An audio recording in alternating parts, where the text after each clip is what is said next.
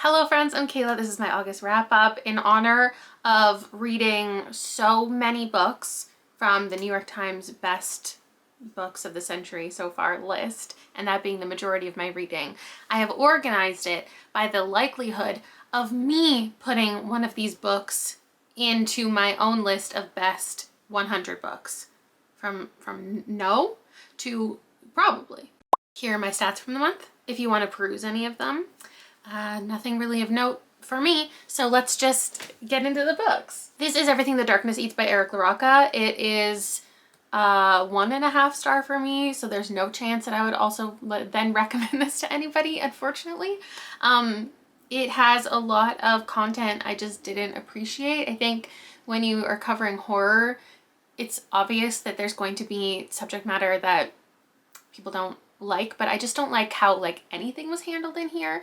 There was the opportunity to have great conversations about the horrors of homophobia, and that was a part of it that I appreciated being brought into it, but the actual plot surrounding it, I didn't like anything about this book concept-wise. There were two stories going on at the same time. One, a couple moving into a neighborhood and getting hate crimed, and one about this old man, and I don't even know. It was like this weird cosmic horror that I feel like I could have liked, but it ended up feeling like two novellas that were just thrown together and didn't really have enough connection, but neither of the stories could really carry anything. For this being so long, there was a lot of opportunity to really put in some great commentary and plot, but instead it was just a kind of nonsensical horror to me. I just realized by organizing it this way, I'm starting out with a whole bunch of negative reviews, so I'm so sorry about that. This is Grimroot by Bonnie Jo Stufflebeam. I gave this 2.75 stars. It is about a reality dating competition show, The Bachelor. And in this one, production takes the girls to this supposed haunted house. And that's where they go, and things are it's an interesting haunted house concept, which is why my rating's where it's at. But I don't think you learned enough. I don't think there was enough scares. I don't think there was enough of the competition. You know me, I always want there to be more games and competition. And the background behind what was happening in the house and who it was connected to and why, it started to go in a really interesting direction and then just didn't stick the landing. And this obviously is down here because any reality TV competition show, how could it end up in a top 100 list? I don't know. Next up is a Stephen King. Stephen King in the voting for saying your top 10 books to be added to the list, he mentioned one of his own books. Thankfully not this one, because Apt Pupil it's a strange experience. It's about this teenage boy who becomes enamored with his neighbor, who he discovers was a Nazi soldier, and this boy becomes obsessed with the Holocaust and wanting to hear all of the gruesome details, the terrible acts that this man committed against Jewish people.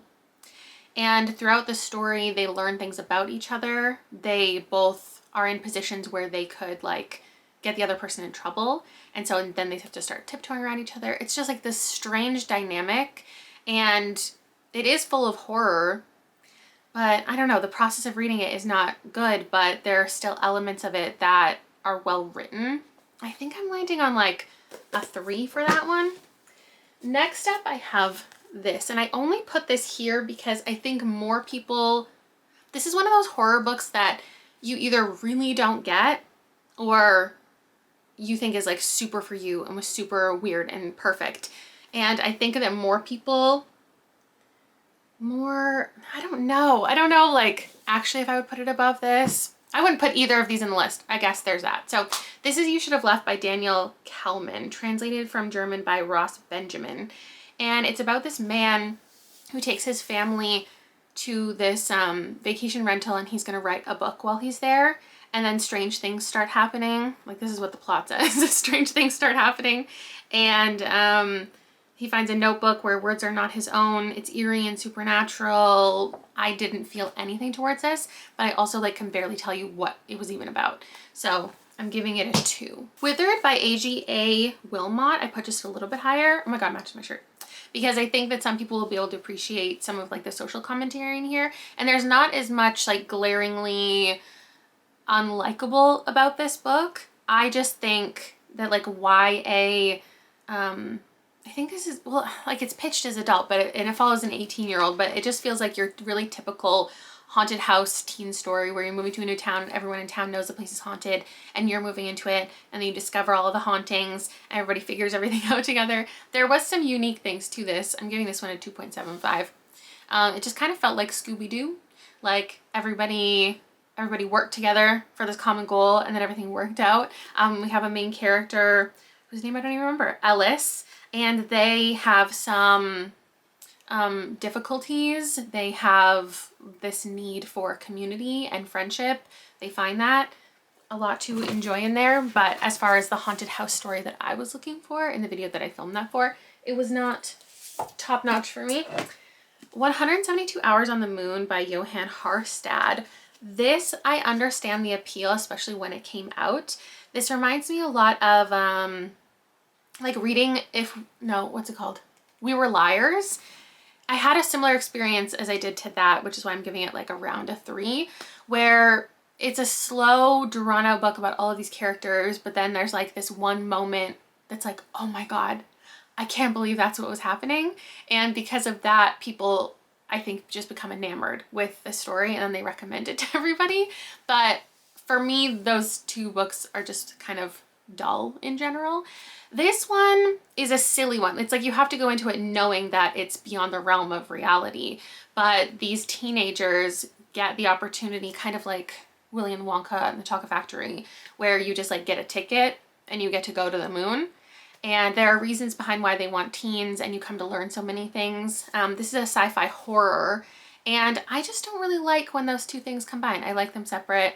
I can't explain why, but I just wanted to learn more about the science-y stuff, but instead it was just like very loosely explained because it's a teen book in space. And the horrors were interesting, I think more unique when this came out at its time. And there was like one line at the end that was a little shocking moment, a reveal that I thought was interesting. But overall, the story and just all of the relationship dynamics, the little romance that was budding, unnecessary. It was an okay time for me. Next, I put Now You See Us by Bolly Corgeswell, because if you look at the top 100, it's a lot of books with social commentary. It's a lot of books about things that are important, and this book definitely has those traits. So I would recommend, this is not my top 100 best, this is the top 100 best. So I think this has more interesting things to say and more the opportunity for broad appeal than anything that I've listed so far.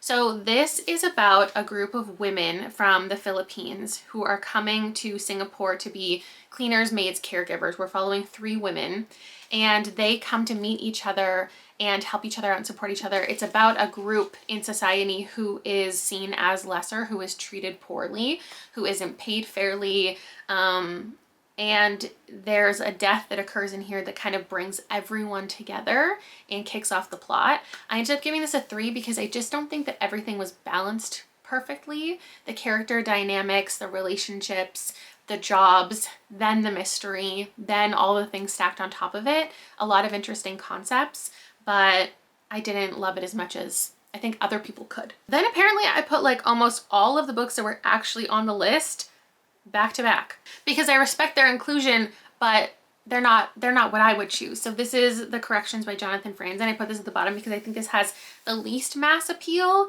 even though it was in the 5th? This is the 5th best book of the last century, according to these like 500 people, which is, it's interesting. It's an interesting choice. It's about a family who the father is dying, and this might be their last Christmas together. And they spend this much of the book deciding if they want to spend Christmas together. It's a lot of arguing, a lot of debating between all the family members, even outside of the family, like people who are married, deciding if, you know, their partner should go see their father and like if they should go, if the kids should go. And you're just getting to know all of the characters and their individual lives. If you're interested in that, sure. But like, it wasn't anything incredible. I do think it confronts you with mortality, and when the family actually gets together and you see the dysfunction and you see the growth and the lack of growth, there are some interesting things going on. But overall, like, that was definitely a 2. The next one I'm just going to skip over because I have recently decided there are some books I'm not going to review, and I love that. So this is Wolf Hall by Hilary Mantel. It's about, oh my god, I forgot his name again. Thomas Cromwell, and politics and kings and marriages and heirs, and I didn't like it. I gave it a 2. Then I put My Brilliant Friend by Elena Ferrante, translated by, who's this translated by? It's not on the cover. Anne Goldstein.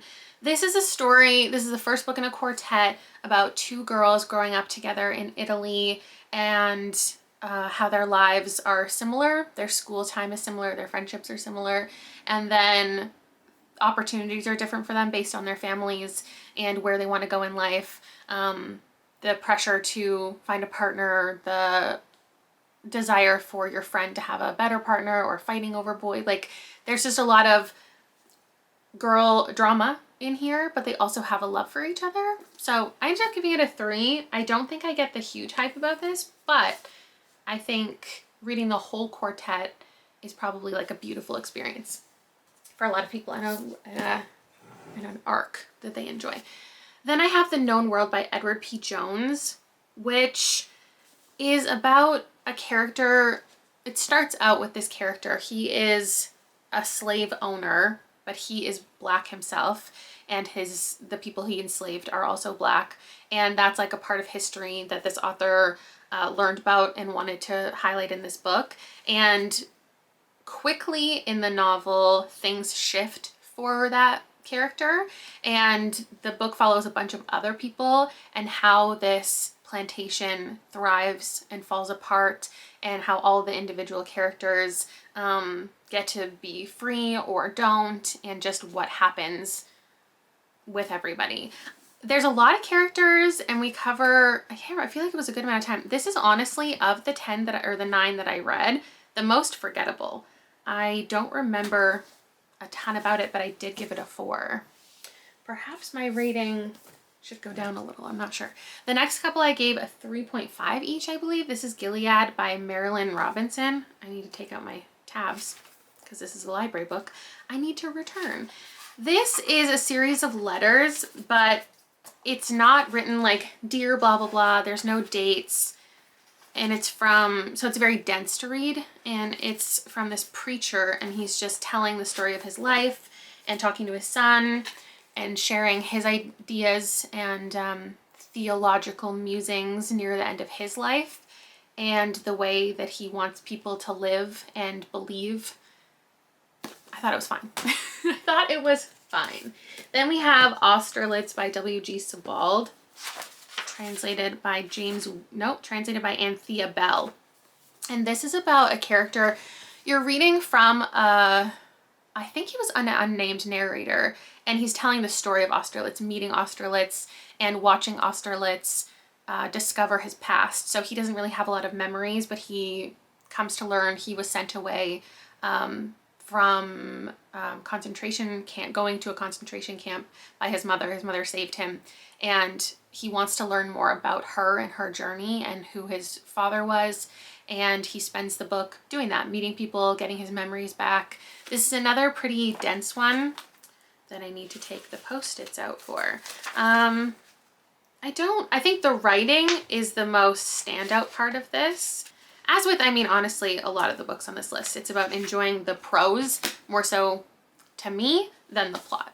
The Underground Railroad by Colson Whitehead is an alternate, well, it's a historical fiction, but it's also alternate history in a bit of a way, because there's this idea that the Underground Railroad is a real thing.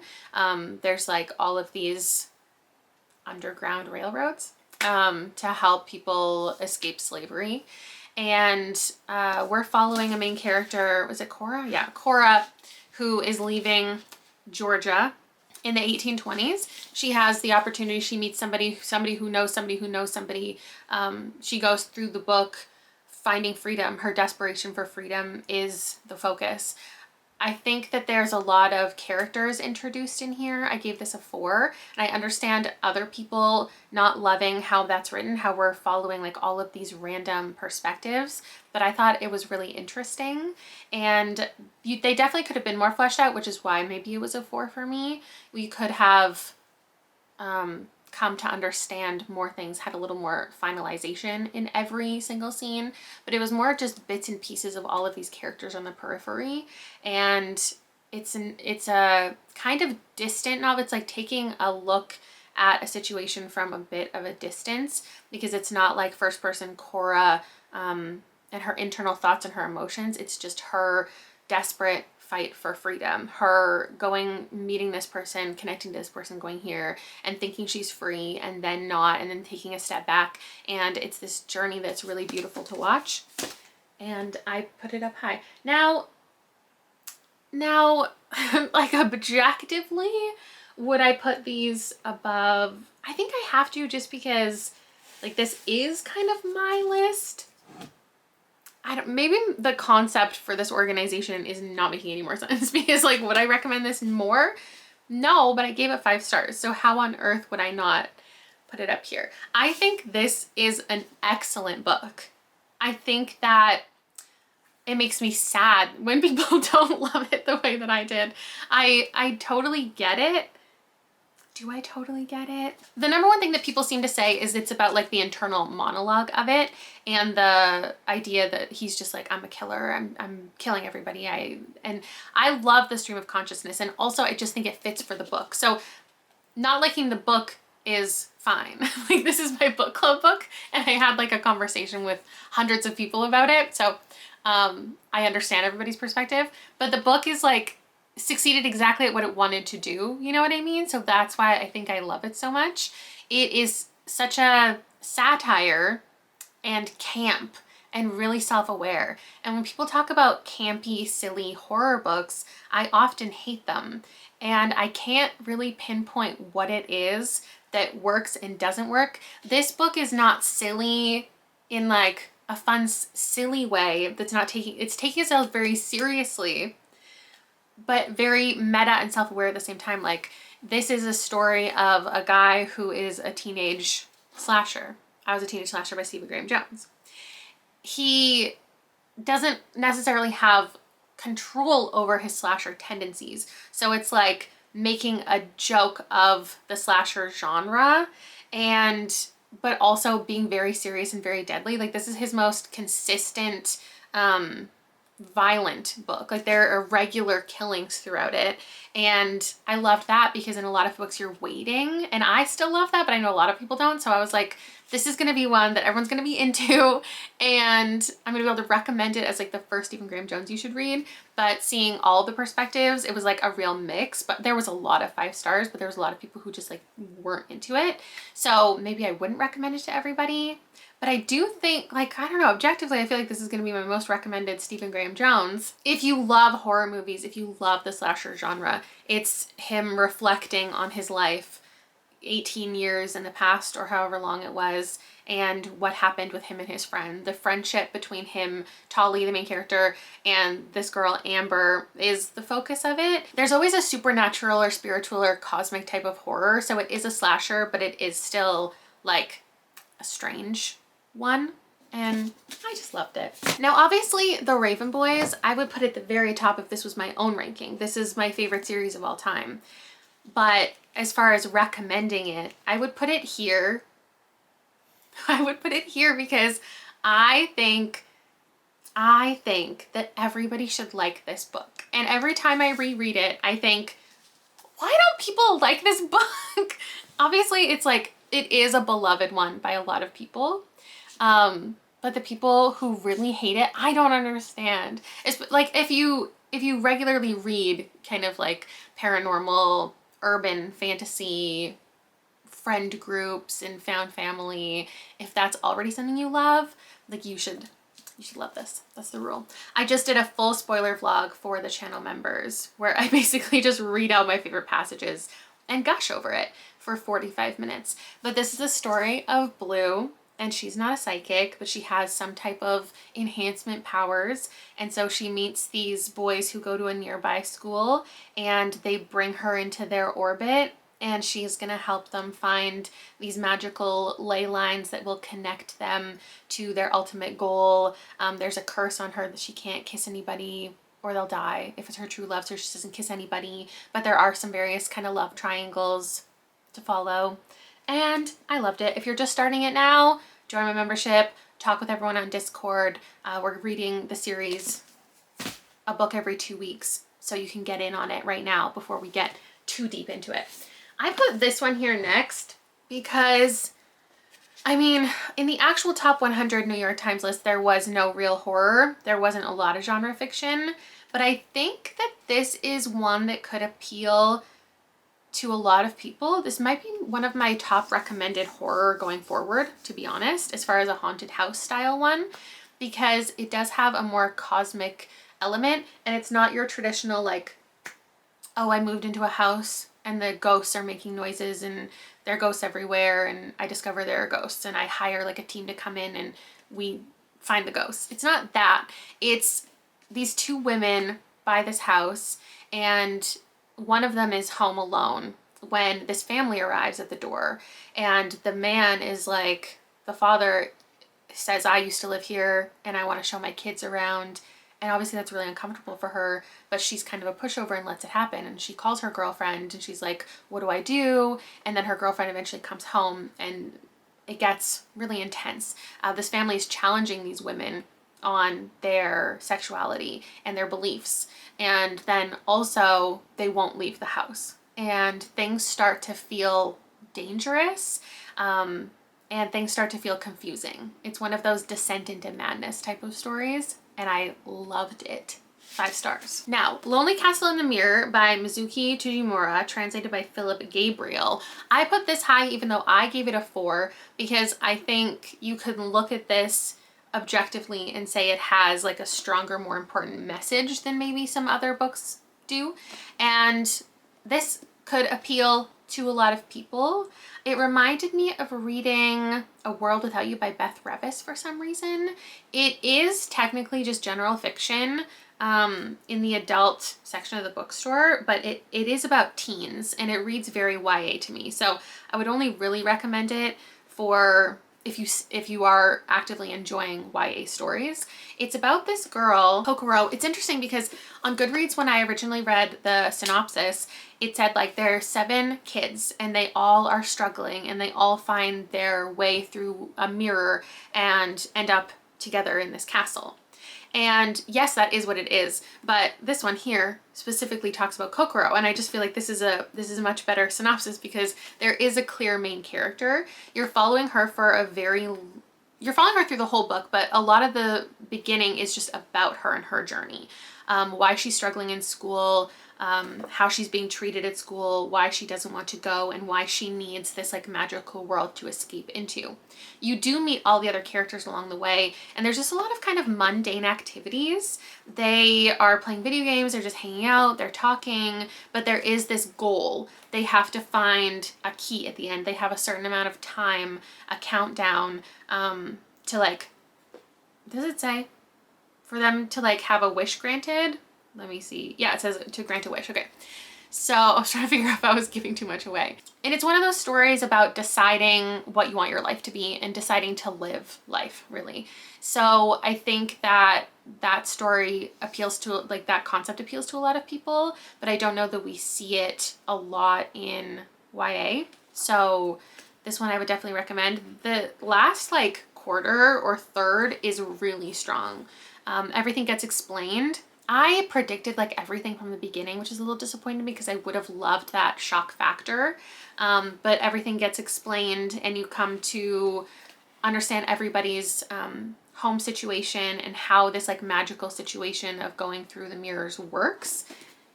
And it was a good one. That was pulled from my members jar, so I have another 4, which means I'm pretty sure officially, it might have already been decided earlier in the year, but I will be continuing the members TBR jar for 2025 because I have to have majority wins, and we got that. Okay, big book next. 2666 by Roberto Bolaño. This is a year, apparently. You don't learn it in this book, but I guess in his other books. So this is a book that is really hard to explain because the number one thing I want to say about it is it's about this elusive author. But if I pitch it that way, it just sounds not exactly like what it is, because that's only what this first chunk is about, and then this last chunk is about. So we have these characters. I think that's just because it's the way the book kicks off that it's what intrigued me. All of these characters who work in translation, and they come together and they build this relationship. They have a lot of like interpersonal drama and stuff, but they're obsessed with this one author that no one's ever met. And then at the end of the book, you learn about him and his life. But the book is about the violence and femicide of women in Mexico, a specific area inspired by a real place. And it's very dense to get through, and it's about people covering or being interested, wanting to highlight that violence. And then it's a lot about the individual women who have experienced that violence. I gave it a 5. I put it up here because it's great. Like, this is a masterpiece, but also it's really hard to recommend, I think, because it's so many like books in one, and it's not in a specific genre. Like, sometimes it feels kind of mystery, sometimes it feels kind of horror, but it's just like lit fic. So I don't know. And the one that I think will appeal to the most people, that I could easily recommend to kind of anybody, is The Warmth of Other Suns by Isabel Wilkerson. This is about post-slavery and people choosing to move and finding options to move across the country to find better opportunities. There's 3 main people that she interviewed, a lot of people, but there's 3 main stories that we're following in here, and really their whole life journey and decisions they made for their family when they were in positions where they were being just controlled and exploited by the government and by other people, but the ways that they made lives outside of that. And also just about like what was happening in the States at that time to many different people, and definitely a lot of research went into that. A lot of respect for that book being what it is. And that's it. That's everything that I read in August. I have 1 minute left on my memory card. So thank you so much for watching. If you're interested in any of these, let me know which ones you're planning on reading or not. And I will see you in another video soon. Bye!